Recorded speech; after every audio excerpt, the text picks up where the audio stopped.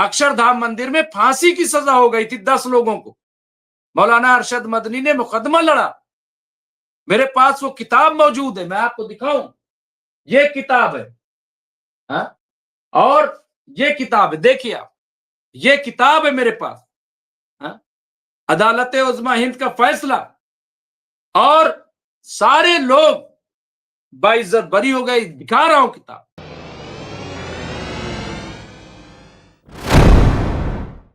आदाब, मैं हूं मुमताज आलम रिजवी और इस वक्त मैं आपकी खिदमत में लाइव हाजिर हुआ हूं। काफी ताखीर हो गई है, लेकिन कुछ ऐसे मसले थे कि जिनके लिए हाजिर होना जरूरी था, उनको पेश करना बहुत जरूरी था। खास तौर से अगर आज मुल्क की सियासत पर गौर करें, हम इंटरनेशनल पर भी बात करेंगे। पाकिस्तान में जो इमरान को लेकर के, जो साबिक वजीर आजम पाकिस्तान, उनको लेकर के जिस तरह की खबरें आ रही, जो राजनीति, उस पर भी बात करेंगे।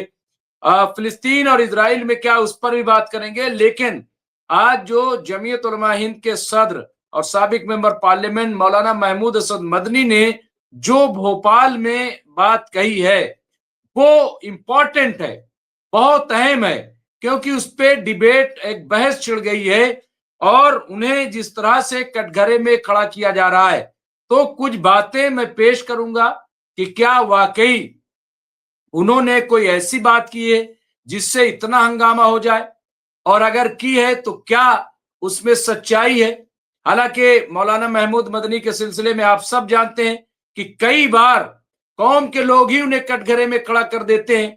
तो मैं इन तमाम चीजों पे बात करूंगा। सबसे पहले ये मैं एक तस्वीर पेश कर देता हूं कि मौलाना महमूद असद मदनी ने जो मजलिस आमला की मीटिंग हुई थी भोपाल में, उसमें उन्होंने क्या कहा, क्या उनका बयान है, पहले वो जरूर आप देखें। और भोपाल में मुनक्किदा जमीयत उलमा हिंद की नेशनल काउंसिल बॉडी की मीटिंग में मौलाना महमूद मदनी ने कहा जब जब जब जब जुल्म होगा तब तब जिहाद होगा। लेकिन पहले यहीं पे रुक जाते हैं। मौलाना महमूद मदनी के इस बात को लेकर के बहुत हंगामा है कि उन्होंने जिहाद की बात की है।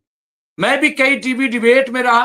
देखिए, उन्होंने कहा कि जब जब जुल्म होगा तब तब जिहाद होगा, ये उनका लफ्ज है। तो अब लोगों ने कहा कि जिहाद की बात कर रहे हैं, मैंने कहा नहीं, वो जुल्म की बात कर रहे हैं। उन्होंने कहा जब जब जुल्म होगा और जहां जहां जुल्म होगा उसकी वो बात कर रहे हैं। तो आप देखिए, यहां जिहाद की बात बाद में, पहले ये। तो अब ये बहस हुई तो मैंने सवाल किया, मैंने कहा आप बताइए कि क्या आप मानते हैं कि जुल्म हो रहा है? उन्होंने कहा, मैंने कहा बिल्कुल, अगर जुल्म नहीं हो रहा है तो जिहाद भी कहां हो रहा है? कौन जिहाद कर रहा है यहां पे?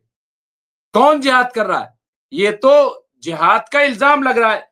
अब आप देखिए भाई, जब जब जुल्म, और मैंने एक चीज और कही, मैंने कहा देखिए, जो श्री कृष्ण जी हैं, उन्होंने अर्जुन से क्या कहा जब महाभारत हुई? तो जब अर्जुन अपने भाइयों, जो चचेरे भाई थे, जब उनके खिलाफ जंग करने के लिए तैयार नहीं हुए, तो क्या कहा अर्जुन ने? क्या कहा भगवान श्री कृष्ण ने अर्जुन से कि ये जंग कैसी है? ये अधर्मियों के खिलाफ धर्म की जंग है, हा? ये बात उन्होंने कही। तो वही चीज यहां पे अगर आप देखेंगे तो आपको अंदाजा होगा कि वही बात वो दोहरा रहे हैं। और यही चीज है, आप देखिए कि जुल्म हो क्यों, सवाल यह है कि जुल्म क्यों हो। तो पहले दूसरा उन्होंने जो कहा वो देखिए, मैं एक एक चीज पे बात करूंगा कि पहले उन्होंने जुल्म की बात की। मैं तर्जुमान नहीं हूं, मैं as a journalist, as a सियासी तजिया निगार इस बात की वजाहत करना चाहता हूं, ताकि जो गलत फहमी फैलाई जा रही है कि साहब वो जिहाद की बात कर रहे हैं, नहीं, जिहाद की बात नहीं कर रहे हैं, वो जुल्म की बात कर रहे हैं कि जुल्म क्यों किया जाए, किसी पे क्यों ज्यादती की जाए। हुकूमतें जुल्म और ज्यादती से नहीं चलती, बल्कि हक और इंसाफ, अदल और इंसाफ से चलती हैं। क्या ये गलत है? क्या ये सही नहीं है? किस पे कितना जुल्म करोगे? अंग्रेजों ने जुल्म किया तो क्या हुआ? उन्हें भागना पड़ा। तो यहां पे आप देखिए, फिर उन्होंने कहा लेकिन आजकल भारत में लव जिहाद लैंड जिहाद, एजुकेशन जिहाद और थूक जिहाद जैसे शब्दों का इस्तेमाल करके मुसलमानों को जानबूझकर बहुत दुख पहुंचाया जा रहा है और जिहाद जैसे पवित्र शब्द के साथ अनाप शनाप शब्द जोड़कर मुसलमानों को अपमानित किया जा रहा है। अब जिहाद आप देखिए, मैंने सुना है, उन्होंने लफ्ज सब्र का इस्तेमाल किया। इन अल्लाह मा साबरीन, अल्लाह सब्र करने वालों के साथ है। तो जिहाद अकबर तो वो है जो सब्र करे, जो बर्दाश्त करे। तो जिहाद का मतलब तलवार लेके खड़ा हो जाना तो नहीं है। जिहाद उसी कहते हैं जहां सब्र हो। हजरत इमाम हुसैन ने जो किया, सब्र किया उन्होंने। आप देखिए, उन्होंने अपने वतन को छोड़ा, मदीना मुनव्वरा को। वो हज करने के लिए जब खाना काबा गए और वहां देखा तो उन्होंने अपने हज को उम्रे में बदला और वहां से निकले। ये क्या था? ये क्या है? ये जिहाद अकबर है। तो जिहाद का मतलब सब्र करना भी है। अगर लफ्जियात को समझे, जिहाद का मतलब कत्ल गारत गरी नहीं है, मैं ये बताना चाहता हूं। तो आप इस चीज को समझिए। लेकिन क्या ये सच्चाई नहीं है कि आप देखिए कुंवर दानिश अली जो एक चुने हुए मेंबर पार्लियामेंट थे, उन्हें एक चुना हुआ शख्स जो बीजेपी का मेंबर पार्लियामेंट था, उसने पार्लियामेंट के अंदर कुंवर दानिश अली को जिहादी कहा। क्या वाकई एक चुना हुआ जिसे हिंदू मुस्लिम सब ने वोट किया वो जिहादी है? क्या पार्लियामेंट के अंदर जिहादी है? लेकिन क्या उस शख्स के खिलाफ बीजेपी ने कोई कार्रवाई की? नहीं की। क्यों नहीं की? पूरे 25-30 करोड़ मुसलमानों को जिसके दिल में आता है पाकिस्तानी कह देता है, गद्दार कह देता है, आतंकवादी कह देता है। क्यों कह देता है? क्यों ये कहा जाता है? तो अब आप लैंड जिहाद, कौन लैंड जिहाद कर रहा है? कहां ये लैंड लेकर के क्या कोई पाकिस्तान भाग जाएगा? क्या कोई सऊदी अरब जमीन लेके भाग रहा है? क्या कोई ईरान जा रहा है?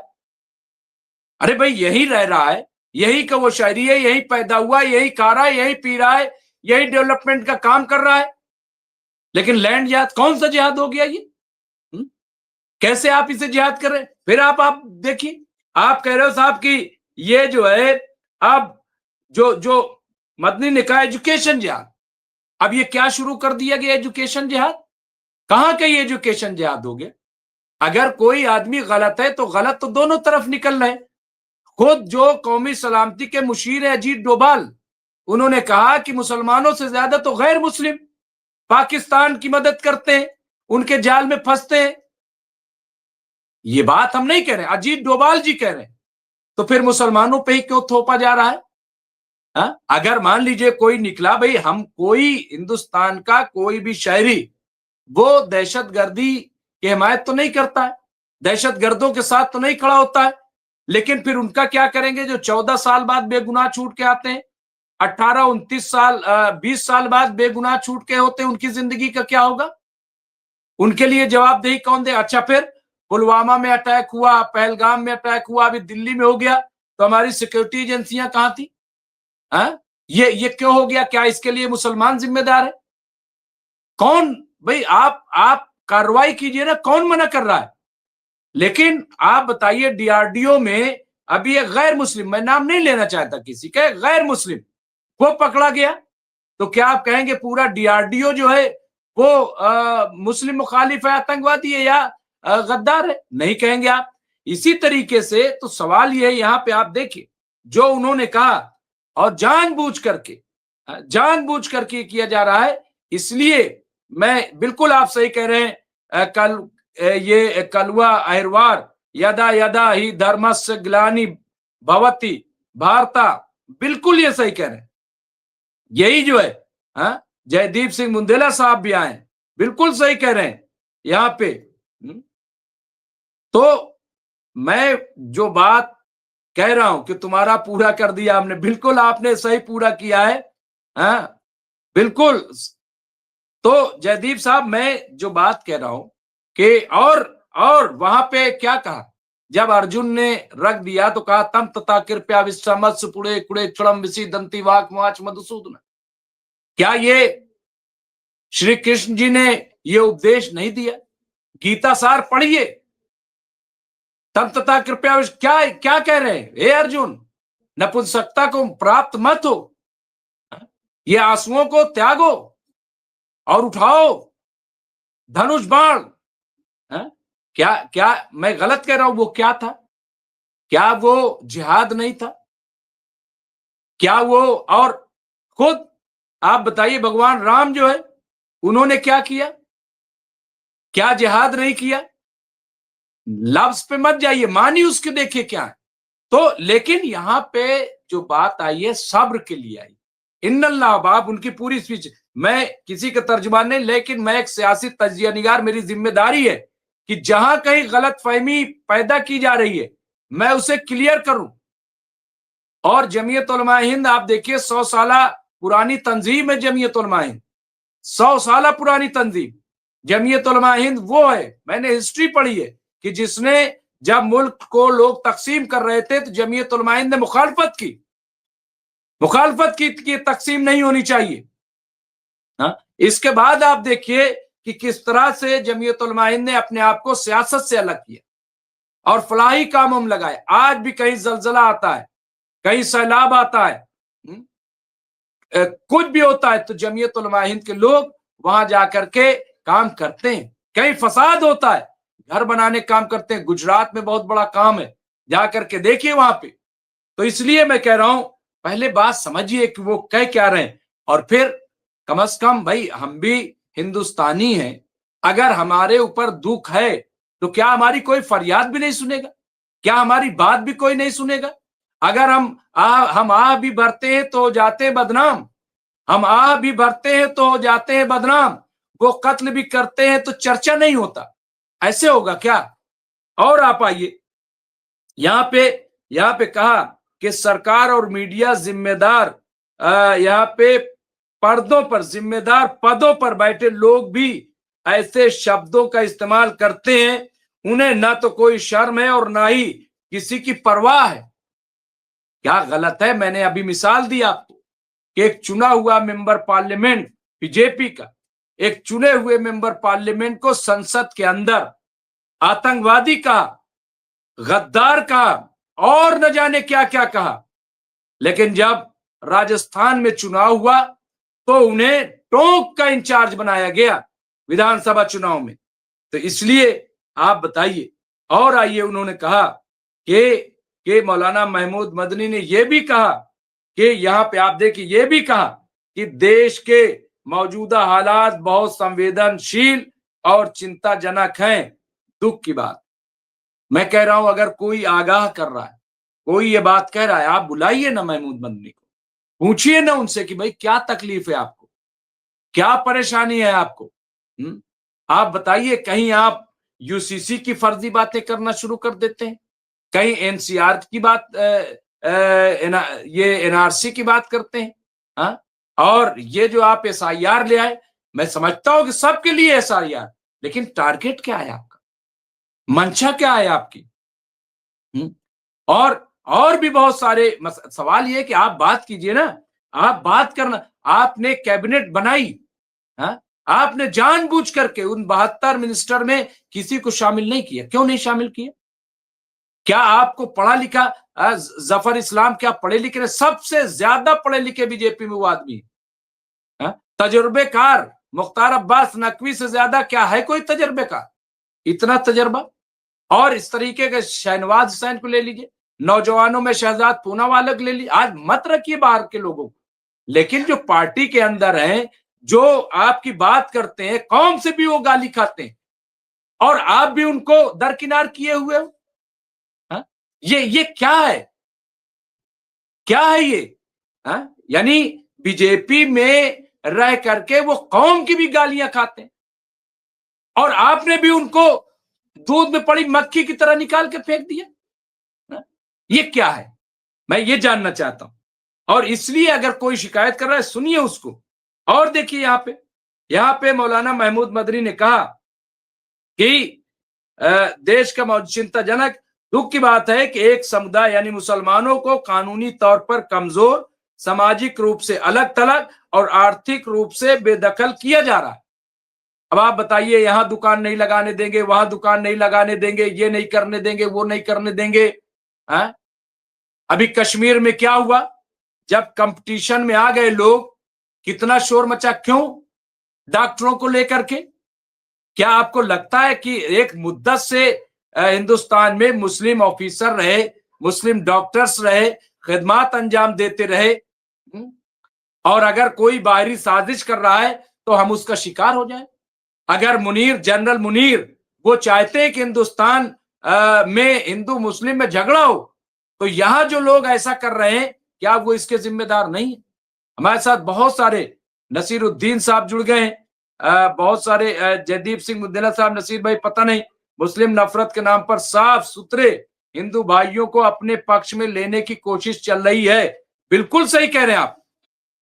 यहाँ पे नसीर भाई, नहीं पता हमारी हिंदू समाज कब से। और आइए, मैं एक एक बात को रख करके और फिर मैं चलूंगा, फिर मैं बात करूंगा। अब यहाँ पे देखिए, उन्होंने कहा कि आर्थिक मुसलमानों के धर्म, पहचान और वजूद को कमजोर करने के लिए मॉब लिंचिंग, बुलडोजर एक्शन, वक्फ प्रॉपर्टी पर कब्जा और मदरसों के खिलाफ झूठे निगेटिव कैंपेन चलाई जा रही है। अब आप बताइए, क्या मॉब लिंचिंग नहीं हो रही? क्या मॉब लिंचिंग नहीं हो रही? और उनके मजहबी मामले में आप इस्लाह करने निकले हो। देश की हालत यह हो गई है कि 250 लाख करोड़ का कर्जा देश पे हो गया। आज एशिया के टॉप 10 में हमारी करेंसी है नहीं। आज हम कहां पहुंच रहे हैं? लेकिन आपको फिक्र है तो 3 तलाक की, आपको फिक्र है तो बहुविवाह की, पॉलीगॉमी की। आप कीजिए फिक्र। भाई, कौन 4 शादी कर रहा है? खाने के लिए पैसे नहीं है, लाले पड़े हुए, पढ़ाने के लिए बच्चों के पास पैसे नहीं है। आप कह रहे हो 4 शादी? कौन मुसलमान कर रहा है? तो क्या ये भटकाना नहीं है? क्या ये कौम को गुमराह करना नहीं है? इस्लाह कौन नहीं चाहता? और मैं तो कहता हूं कि शादी तो फर्ज भी नहीं है, नहीं है फर्ज, सुन्नत है। अब जब एक शादी फर्ज नहीं है तो 4 साल शादी कैसे फर्ज होगी? शादी दीन इस्लाम में सुन्नत है, फर्ज नहीं है। करिए ठीक, न करिए तो गुनाह भी नहीं है। क्या आप न कीजिए, फर्ज नहीं है शादी। और मैं बताऊं आपको कि लड़की को हक हासिल है शादी का, लड़के को नहीं है। आप सोचेंगे ये कैसे?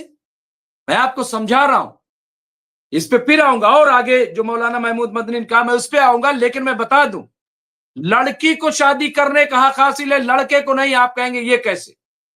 काजी या मौलाना जब वकील बन के जाता है, सबसे पहले लड़की के पास जाता है, लड़की से इजाजत मांगता है।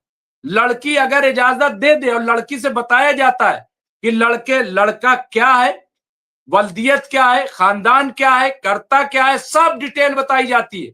और उसके बाद पूछा जाता है कि क्या मैं आपका निकाह फला से पढ़ दूं, तो यहां इख्तियार लड़की को दिया गया है, लड़के को नहीं दिया गया है। 4 शादी कैसे? 4 शादी? भाई, जब एक शादी बगैर इजाजत के नहीं लड़का कर सकता तो दूसरी कैसे कर लेगा बगैर इजाजत के? कैसे करेगा? आप बताइए जरा कि कुरान में 4 शादी के अरे भाई, हालात तो देखो, टर्म एंड कंडीशन तो देखो। या एक शादी की इजाजत नहीं है मुस्लिम लड़के को, क्यों करे अपने से, कि जब तक लड़की राजी ना हो। तो दूसरी शादी कैसे, 2 शादी कैसे होगी, 3 शादी कैसे होगी, 4 शादी कैसे होगी? आप बताइए, कहां 4 शादी हो जाएगी? इजाजत तो लेनी पड़ेगी ना। तो इसलिए एक नैरेटिव, भाई 10 लोग हमें बताइए, 10 लोग, मैं दावा कर रहा हूं, आप लोग कमेंट में हमें बताइएगा, 10 नाम हमें बताइए पूरे मुल्क में जिन्होंने 4 शादियां की हो, चारों बीवी मौजूद हो, 40 बच्चे हो। 10 नाम बताइए, 10 नाम बताइए। मैं दर परिवर्तन कर लूंगा, मैं घर वापसी कर लूंगा। बताइए 10 नाम कि 4 शादी की हो, 40 बच्चे हो। पूरे मुल्क में मैं कह रहा हूं। और आइए आप देखिए यहां पे मॉब लिंचिंग, क्या ये सच्चाई नहीं है? बुलडोजर की जो बात है सही बात है कि बुलडोजर से सबका नुकसान हो रहा है। मेरठ में अभी कई दुकानदारों को नुकसान हुआ, लेकिन हो क्या रहा है मैं वो बता, सब पे बुलडोजर चल रहा है, ये सच्चाई है। सिर्फ मुसलमानों पे नहीं चल रहा है। लेकिन बीजेपी पोलराइजेशन के लिए, बीजेपी हुकूमतें अपने कारनामों को दबाने के लिए जो बड़े बड़े सरमायाकारों, अडानी, अंबानी और इस तरह के इन लोगों को देने के लिए जमीन, लैंड, वो मुसलमानों के पीछे छुप जाती, ऐसा पैगाम देती गोया जो भी हो रहा है वो मुसलमान के खिलाफ हो रहा है, मुस्लिम माफिया है, उसके खिलाफ कार्रवाई। ये है मैसेज। पीस सब रहे हैं, ऐसा नहीं कोई पीस नहीं रहा है, सब पीस रहे हैं, सब मार खा रहे हैं, सब खसारे में है, सब नुकसान में है। लेकिन बीजेपी शो ऑफ ऐसा करती है कि सिर्फ मुसलमान टारगेट पे, बिल्कुल मुसलमान टारगेट पे नहीं, लेकिन शो ऐसा है, मैं कह रहा हूं शो ऐसा है। जहां जहां आप बताइए पत्थरबाजी होती है, पत्थरबाजी कोई कर देता है, लेकिन उस इलाके के जितने साहिब हैसियत लोग हैं सबको टारगेट कर दिया जाता है। क्यों? क्या वो सब पत्थर चलवाने वाले लोग हैं? हा? आप जो पत्थर चलाने वाले उनको पकड़ो, लेकिन उनको सपोर्ट कौन कर रहा था, उनकी मदद कौन कर रहा था, और इसके पीछे पूरा एक ये जो नैरेटिव। और बताइए, और मदरसों खिलाफ झूठे नेगेटिव कैंपेन चलाई जा रही, क्या ये गलत है? आप बताइए, जब अटल बिहारी वाजपेयी की सरकार थी तो खुद अटल बिहारी वाजपेयी ने एक श्वेत पत्र जारी किया, मदरसों की जांच कराई गई थी। मदरसे में कुछ भी ऐसा नहीं लिखा जिससे आप कह दें कि दहशतगर्दी। हो सकता है, मैं ये नहीं कह रहा हूं, हो सकता है कि कोई बरगलामने में आ गया हो सकता है कोई ऐसा, तो भाई ये तो एजेंसियों का काम है, उन पे नजर रखें, उनकी जांच करें, जो गलत है उनको बंद करा दें। लेकिन पूरे मदरसों को टारगेट करना और दारुल उलूम देवबंद को टारगेट करना, हा? और आप बताइए, अभी आपको इतना लग रहा है, तो अभी जब तालिबान के जो अफगानिस्तान के तालिबानी मिनिस्टर आए थे, तो क्यों दारुल उलूम देवबंद गए और किसने इंतजाम किया? अगर इतना ही खतरा था तो क्या जरूरत थी सब करने की? क्यों मेहमान बनाया गया? इसलिए मेहमान बनाया गया था क्या कि उन्हें मेहमान पहले बनाओ और बाद में टारगेट करो। तो ये साजिश कौन कर रहा है? कौन ये साजिश कर रहा है? तो इसलिए मुझे लग रहा है कि आप इसको समझिए, इसलिए जो शिकायत है उसको समझिए। आज मुसलमान रास्ते पर भी अपने आप को असुरक्षित महसूस करते हैं। हाँ, ये सच्चाई है, ऐसा हो रहा है। और मैं तो कह रहा हूं गैर मुस्लिम भी, दलित भाई भी, हमारा पिछड़ा वर्ग भी, आज हालात जिस तरह के पैदा कर दिए। 4 लोग उठते हैं, गले में एक खास किस्म का वो डालते गमछा, और जिसको चाहते पीट देते हैं, जिसको चाहते मार देते हैं। कोई बोलने वाला, वीडियो भी बनाते हैं, वीडियो बना के डालते भी हैं। उनके खिलाफ क्या कार्रवाई होती है? क्या क्यों कार्रवाई नहीं होती? कैसे वो वीडियो वायरल कर देते हैं? क्यों वायरल वीडियो की जा रही है? क्या उनके खिलाफ कोई मुकदमा हो रहा है? और जो कार्रवाई करते हैं, मैं अप्रिशिएट भी करता हूं। कई बार मैं यूपी पुलिस की तारीफ भी करता हूं। सहारनपुर में 5-6 मंदिरों में 19 मूर्तियां तोड़ी गई। 4-5 दिन तक चलाया गया कि मुसलमानों ने किया, बाद में वहां की पुलिस ने पकड़ा तो सब गैर मुस्लिम थे, शराब पी करके मूर्तियां तोड़ी थी। या जो भी साजिश रही हो दंगा कराने की, पुलिस ने पकड़ा उनको। इसी तरीके से अयोध्या में कश्मीरी मोहल्ला में टोपी लगा करके पर्चा लगाने वाले गलत गैर मुस्लिम जब पुलिस ने पकड़ा तो सब गैर मुस्लिम निकले। ये बताइए, अभी ये इसी तरीके से यहाँ वेस्टर्न यूपी में एक और अलीगढ़ या कहाँ का वाकया ऐसे ही आया है। तो अच्छे काम भी है, उसकी सताइश होती। और आइए यहाँ पे आप देखिए, यहाँ पे कह रहे हैं कि उन्हें कदम कदम पर नफरतों का सामना करना पड़ा। हाँ, ये सही है।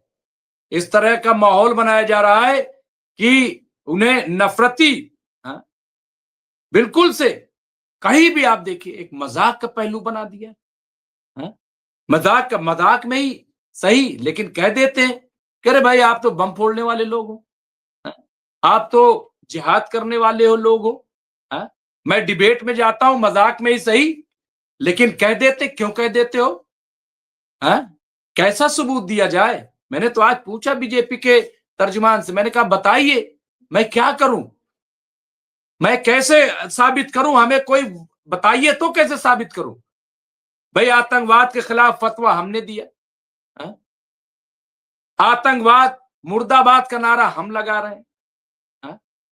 आपके साथ शाना बशाना हम खड़े हुए हैं, जिसका एतराफ खुद वजीर आजम नरेंद्र मोदी करते हैं कि मुल्क का 150 करोड़ जो शहरी वो साथ खड़ा है। कैसे सबूत दें? क्या तरीका है? आप मैकेनिज्म तो बताइए, हाँ? मैकेनिज्म तो बताइए। और ये जो हसन रिजवी साहब लिख रहे हैं कि गाय को भी काट कर डाल देते हैं और इल्जाम मुस्लिम पे लगाते हैं, बिल्कुल सही है। और ये बात अखिलेश यादव ने बाकायदा प्रेस कॉन्फ्रेंस में कही। उन्होंने एक बीजेपी के एमएलए का नाम लिया कि 20,000 रुपए दे करके और गाय कटवाई और उस ताकि दंगा भड़के और वो पकड़े गए। ये सच्चाई है तो। और आइए यहां पे उन्होंने कहा, मौलाना मदनी ने कहा, किसी भी देश में लॉ एंड ऑर्डर और क्राइम फ्री समाज बनाना इंसाफ के बिना नामुमकिन नहीं है। ये सही है, पहले आदल कायम करो, इंसाफ कायम करो। अगर कोई ये बात कह रहा है तो इसमें नफरत की कौन सी बात हो गई?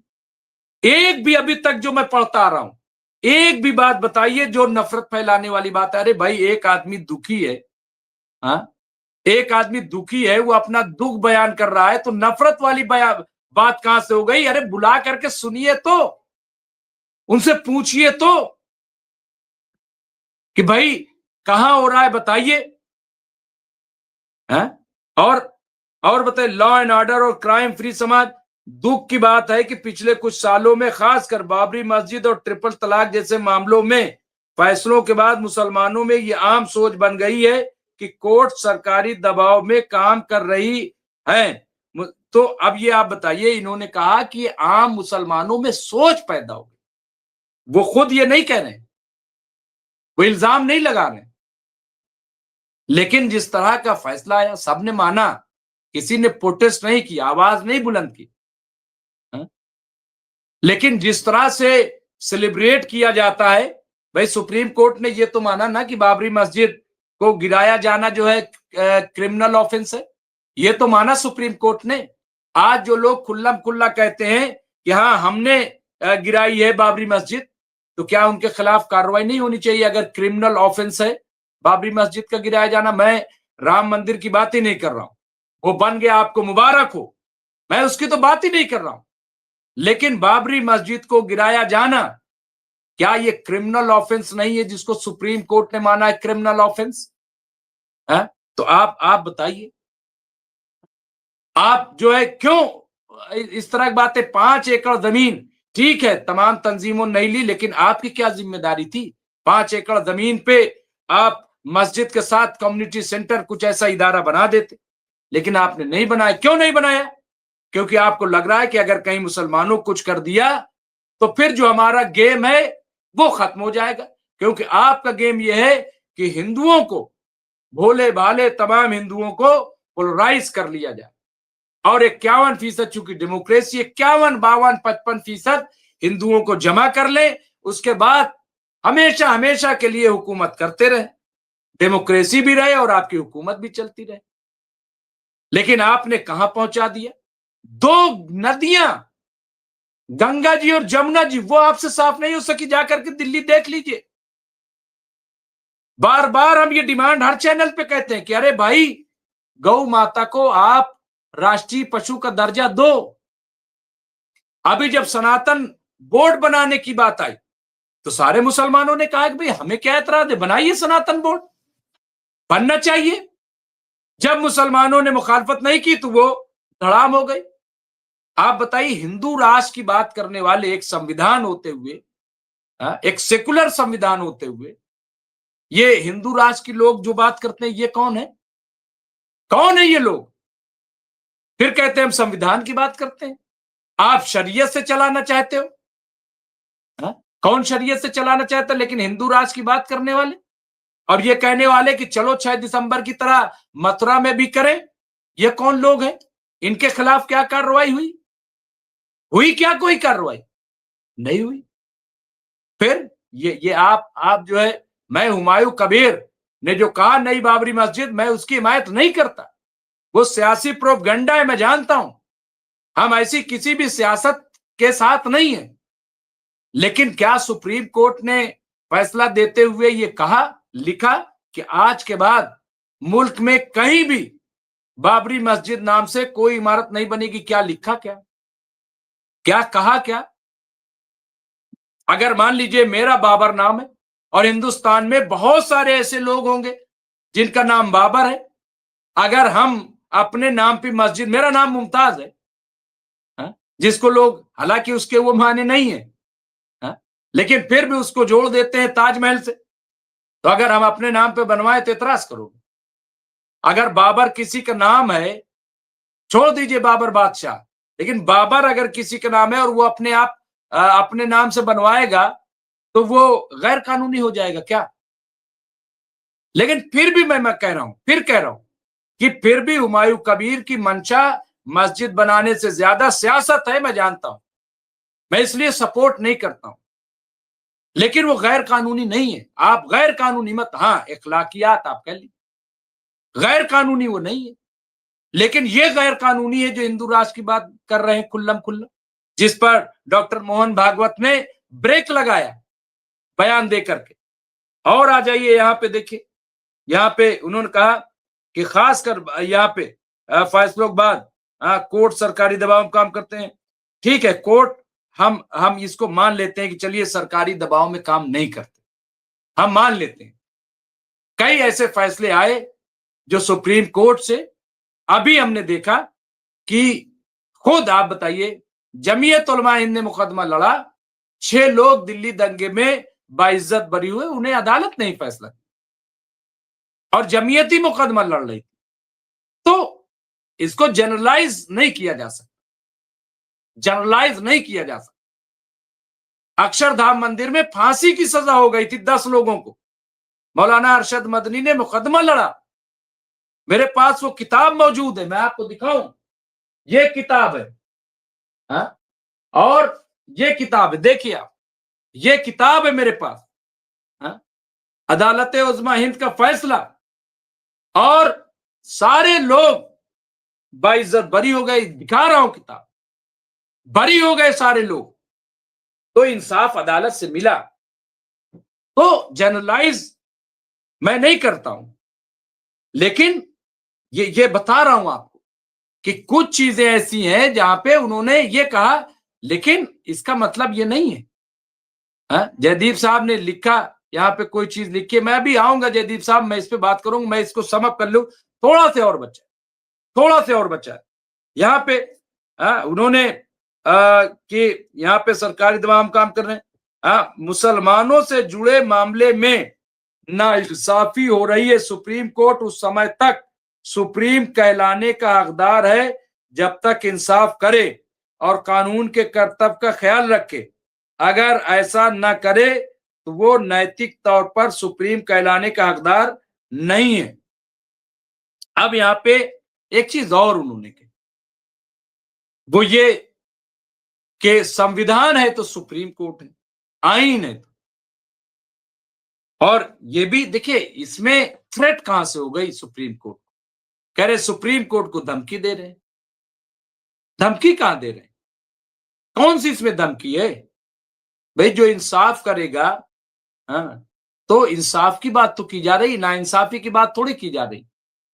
आज जो नए चीफ जस्टिस आए, उनका मैं बयान पढ़ रहा था और बड़ा अच्छा लगा सुन के, तबीयत बड़ी खुश हुई। उन्होंने कहा कि मैं 12 बजे रात तक भी अगर कोर्ट लगानी पड़ेगी तो मैं लगाऊंगा, और मेरे पास कोई भी ऊट पटांग उल्टे सीटे मुकदमे नहीं है।